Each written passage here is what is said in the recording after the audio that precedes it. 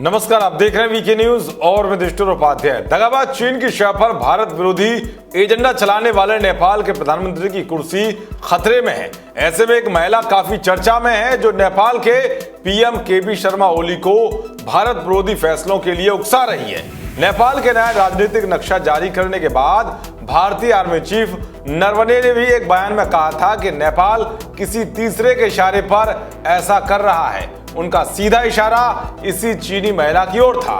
नेपाल में बखेड़ा कराने वाली महिला का नाम है होऊ यांकी, जो एक चीनी राजदूत है, जिसके बारे में रिटायर मेजर गौरव आर्य ने भी दावा किया है कि नेपाल के प्रधानमंत्री केपी शर्मा ओली काठमांडू में चीनी दूतावास के हनी ट्रैप में फंसे हुए हैं। चीन के पास उनका एक वीडियो भी है।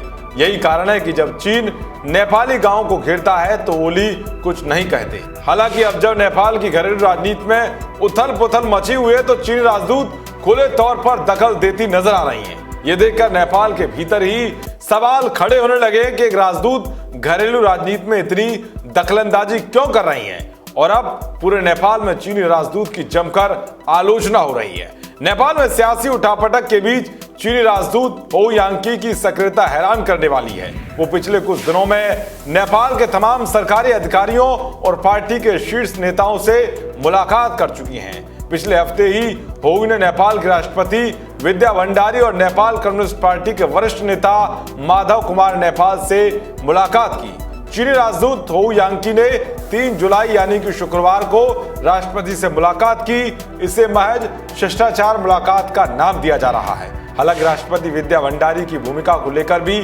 सवाल खड़े हो रहे हैं। भंडारी से मुलाकात के बाद ही गुरुवार को ओली ने संसद रद्द कराने का फैसला किया और अपने विरोधी खेमे के खिलाफ और सख्त रुख अपना लिया।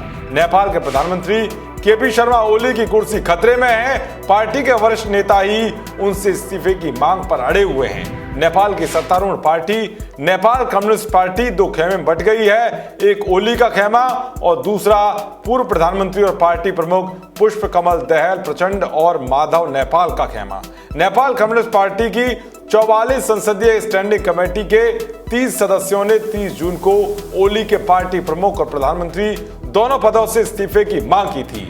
इनमें प्रचंड और माधव नेपाल के अलावा झालानाथ और वामदेव गौतम जैसे वरिष्ठ नेता भी शामिल हैं। नेपाल के विदेश मंत्रालय के कुछ अधिकारियों ने बताया है कि चीनी राजदूत से मुलाकात में राष्ट्रपति कार्यालय की तरफ से राजनयिक आचार संहिता का भी उल्लंघन किया जा रहा है। रविवार की शाम को चीनी राजदूत होऊ ने पार्टी के वरिष्ठ नेता माधव नेपाल से मुलाकात की।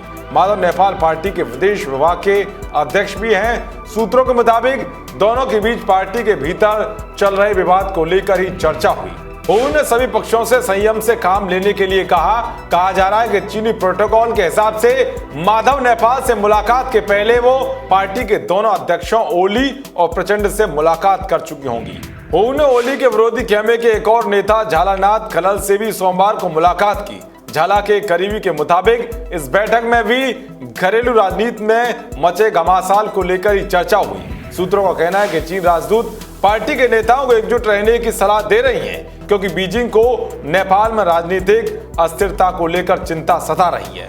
मई की शुरुआत में जब पार्टी के भीतर मतभेद नजर आने लगे थे तो उस वक्त भी होऊ ने ओली, दहल और पार्टी के अन्य नेताओं से मुलाकात की थी और पार्टी की एकता बनाए रखने की अपील की थी। ऐसे में सवाल यह है कि चीनी राजदूत इतनी मशक्कत क्यों कर रही हैं? आखिर चीन क्या चाहता है? चीनी दूतावास के प्रवक्ता झांग सी ने कहा कि चीन नहीं चाहता कि नेपाल कम्युनिस्ट पार्टी किसी मुश्किल में फंसे और इसीलिए पार्टी के नेताओं को एक रखने और उनके मतभेद सुलझाने की कोशिश कर रहा है। दरअसल नेपाल की कम्युनिस्ट पार्टी का झुकाव चीन की तरफ रहा है। हालांकि नेपाल के रणनीतिकारों को चीनी राजदूत की एक दखलंदाजी खटक रही है, खासकर ऐसे वक्त में जब सत्तारूढ़ पार्टी संकट की घड़ी में गुजर रही है। नेपाल के पूर्व राजदूत लोकराज बराल ने कहा है कि अपनी घरेलू राजनीति में विदेशी दखल को आमंत्रित करने के लिए मैं अपने ही नेताओं को दोषी ठहराऊंगा। पहले दूसरे देशों के नेता हमारे आंतरिक मामलों में शामिल होते थे और अब चीनी दखल देने लगे हैं। पार्टी के प्रवक्ता नारायण काजी श्रेष्ठ ने सोशल मीडिया पर इन आरोपों को खारिज किया है। उन्होंने कहा है कि हम कॉन्स्पिरेसी थ्योरी को खारिज करते हैं कि हमारे देश की आंतरिक राजनीति विदेशी ताकतों के निर्देश पर चल रही है।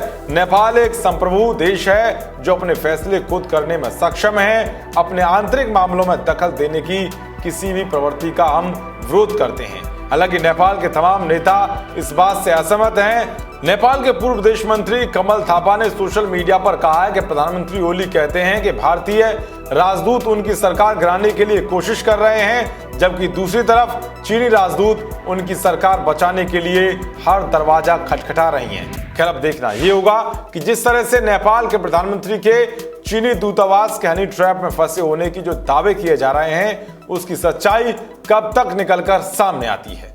देश और दुनिया की तमाम खबरों को पाने के लिए देखते रहिए वीके न्यूज। नमस्कार।